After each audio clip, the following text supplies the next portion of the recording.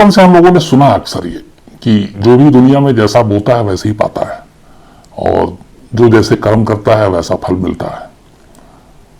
कई बार हम लोग इसको हल्के में लेते हैं, लेकिन कई बार कुदरत वाला ये करके दिखाता है। इसलिए एक और भी मुहावरा है कि ऊपर वाले की लाठी बेआवाज होती है। आज की कहानी कहीं ना कहीं इन तमाम मुहावरों की सच्चाई को बयान करने वाली कहानी है।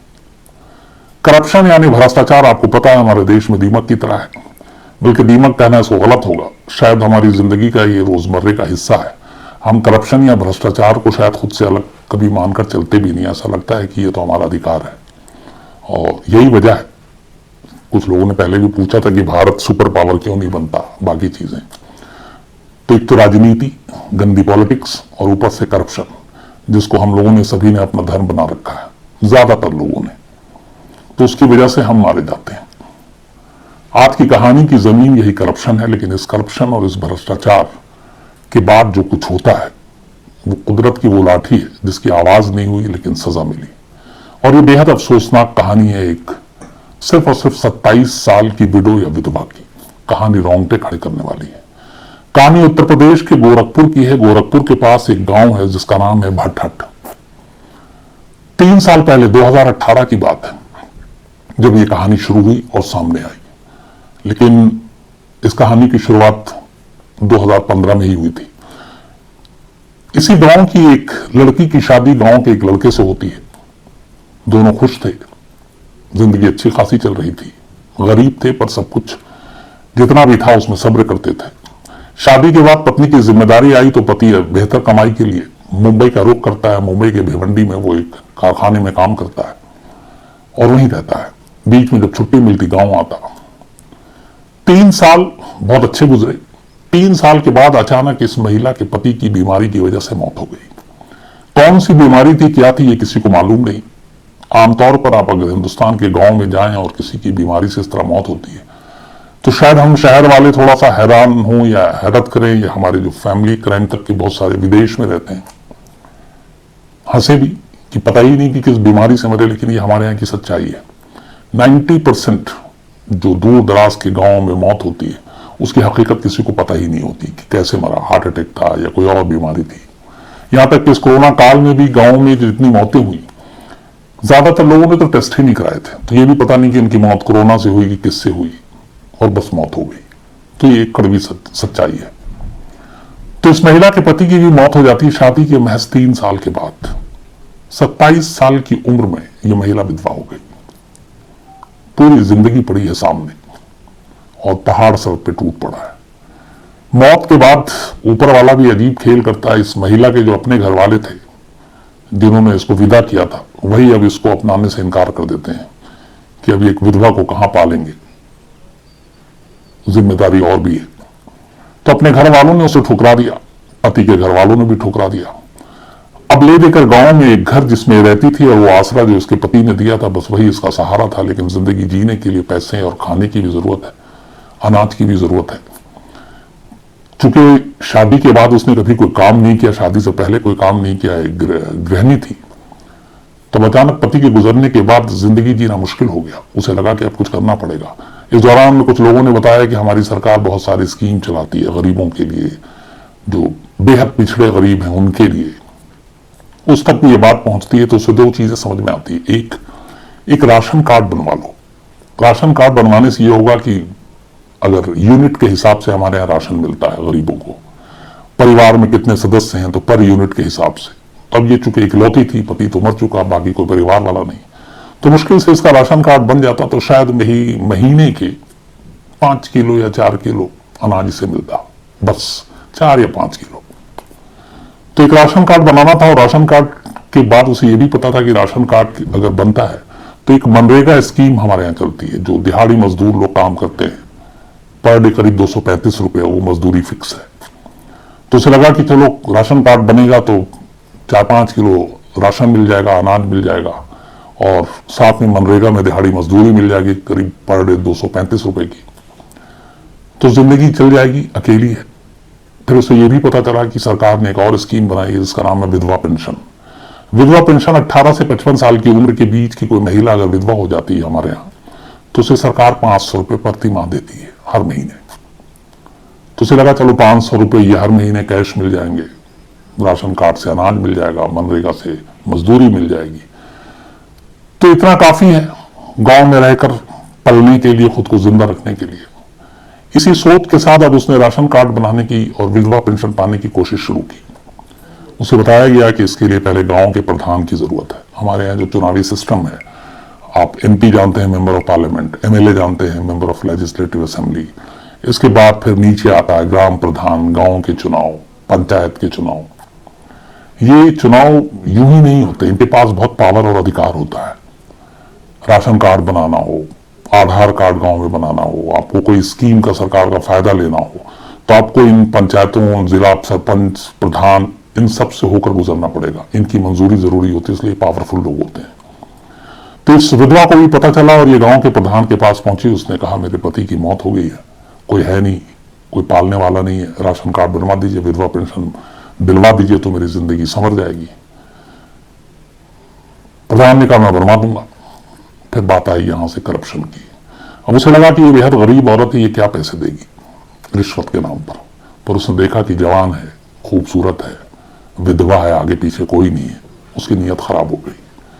उसने उससे कहा तुम्हारा काम तो कर देंगे, बदले में तुमको मेरे साथ सोना पड़ेगा।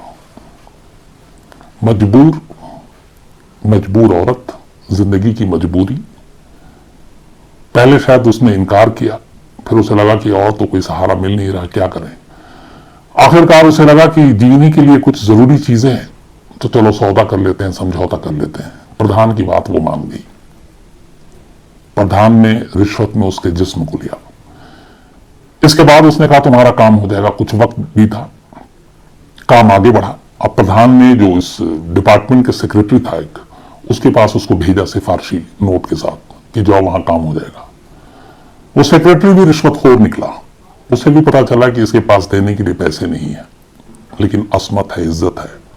उसने उसका सौदा किया। एक बार वो लुट चुकी थी, उसे लगा अब क्या बचा और क्या बचाऊं।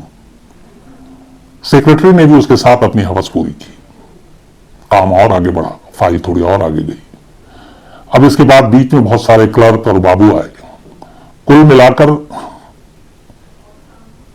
9-10 लोग और सामने आते हैं और इस तरह से गिनती बढ़ते बढ़ते 13 हो जाती है। 13 लोगों ने इस 27 साल की विधवा से रिश्वत के तौर पर उसके साथ उसका शोषण किया और यह सिलसिला करीब 3 महीने तक चला। 3 महीने तक वो नुचती रही, खुसटती रही। 3 महीने बाद शायद उसका काम हो गया, उसको राशन कार्ड मिल गया, लेकिन अब वो जिंदगी ढंग से जीती। उससे पहले एक नई मुसीबत आ गई कि 3 महीने बाद अचानक वो बीमार पड़ गई। बीमार होने के बाद उसने वहीं झोला छाप डॉक्टरों को दिखाया जो गांव में अमूमन हर जगह मौजूद होते हैं। कोई फायदा नहीं हुआ। वो प्रधान के पास गई, उसे लगा प्रधान ही कुछ मदद करेगा। प्रधान ने उसे एक झोला छापा और डॉक्टर के पास भेजा, बोला कि जाकर दिखाओ। उसने भी दवा दी, कुछ दिन तक भी कोई फर्क नहीं पड़ा। फिर उस दोबारा गई उस डॉक्टर के पास। उसने कहा तुम एक काम करो, अपने खून की जांच करा लो। ब्लड टेस्ट उसने लिख के दिया। वो ब्लड टेस्ट कराने गई। जब ब्लड टेस्ट की रिपोर्ट आई तो पता चला कि उस महिला वो जो है वो HIV पॉजिटिव है। अब ये जैसे ही पता चला, डॉक्टर ने प्रधान तक बताया। प्रधान के हाथ पैर फूल गए, क्योंकि उसे मालूम था उस महिला का HIV पॉजिटिव होना उसके लिए क्या मायने रखता है। उसने कहा नहीं, रिपोर्ट गड़बड़ आ जाओ, आप दोबारा इसका टेस्ट कराओ। गोरखपुर के उसी BID एक हॉस्पिटल है, बहुत ही नामी हॉस्पिटल है। ये वही हॉस्पिटल है जहां साल में एक बार एक खास मौका आता है जब दिमागी बुखार से बहुत सारे बच्चों की मौत हो जाती है। तो अब उस सरकारी हॉस्पिटल में ये पहुंचती है, वहां इसका ब्लड टेस्ट होता है, उसके बाद फिर रिपोर्ट आती है। दूसरी रिपोर्ट भी इस बात की पुष्टि करती है कि इस महिला को एड्स से HIV पॉजिटिव है। अब ये बात प्रधान से होते हुए, सेक्रेटरी से होते हुए, तमाम बाबू, क्लर्क, दलाल, उन 13 लोगों ने जिन्होंने इस विधवा के साथ जुल्म ढाए, उसकी असमत लूटी, रिश्वत के नाम पर, राशन कार्ड के नाम पर, विधवा पेंशन के नाम पर, अब उनके पैरों तले जमीन खिसकने की बारी थी। उन्हें लगा कि ये क्या हो गया। अब ये सभी भागते हैं चोरी छुपे हॉस्पिटल अपना अपना टेस्ट कराने के लिए। सभी की रिपोर्ट आती है। ये 13 के 13 जो उस विधवा के साथ सोए थे HIV पॉजिटिव पाए जाते हैं। किसी तरह से ये हॉस्पिटल से बाहर खबर लीक हो जाती है। अब हड़कंप मच जाता है गांव में, सरकारी अफसर भी पहुंचते ये क्या हो गया। अब इसके बाद जांच होती है तो पता चला कि ये 13 के 13 शादीशुदा थे, इनमें से तो कुछ बिल्कुल जवान थे। अब दिक्कत ये थी कि इन 13 को तो HIV पॉजिटिव हुआ, इस दौरान में हो सकता है ये सब अपने पत्नी के साथ भी रहे, तो क्या उनकी बीवियां भी HIV पॉजिटिव हैं बिना किसी जुर्म के, बिना किसी कसूर के। अब उसकी रिपोर्ट मैंने कोशिश की, वो नहीं मिली, लेकिन इन 13 के 13 लोगों को सजा मिली। अब यहां पे दो चीजें, एक, इस महिला को HIV पॉजिटिव ये कैसे हुई। तो फिर बात वही आई जब सारी चीजें हुई कि इसका जब शादी हुई तो शायद इसका पति HIV पॉजिटिव था, और जब 3 साल के बाद शादी की उसकी मौत हुई और वो बीमारी से मरा, उसने टेस्ट नहीं कराया था, लेकिन शायद वो HIV पॉजिटिव था। उसने ये HIV पॉजिटिव वाली बीमारी अपनी पत्नी को दी जिसका कोई कसूर नहीं था, और उसके बाद 13 लोग जो रिश्वतखोर थे, जिन्होंने 500 रुपए के विधवा पेंशन और 5 किलो अनाज के लिए उसकी असमत लूटी, उससे होते हुए उन 13 तक ये बीमारी पहुंची। अब उन 13 के बाद उनकी बीवियों तक पहुंची, उसकी रिपोर्ट क्या हुई, क्योंकि उनकी बीवियों का भी कोई कसूर नहीं था, कोई एक तरह से गुनाह नहीं था, लेकिन शायद उन तक भी पहुंची।